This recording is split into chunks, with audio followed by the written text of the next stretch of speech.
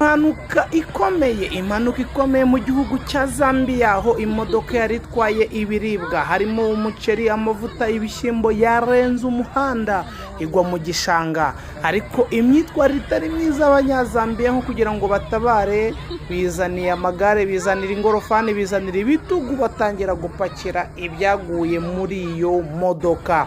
Abaturage ku bwinshi bari gupakira imiceri, bari gupakira amasukari, bari gupakira amavuta n'ibishyimbo. Mbere yo gutabara umuntu babanje kwitwarira ibiribwa. Ese uyu muco wagakwiye kuba? Ese hano mu Rwanda impanuka ibaye hakorwa iki?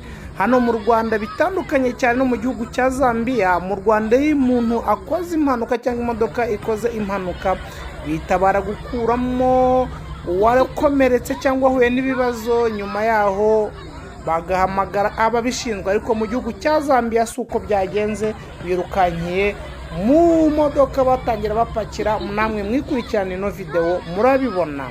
Aka ni agatangaza n'akumiro. Abantu ntago bagikunda abandi, ahubwo basigaye bakunda ibyo bashyira mu gifu cyabo. Yari Murindi Official TV 1, kandi tubutsa ko tubafite amabati meza ku biciro byiza.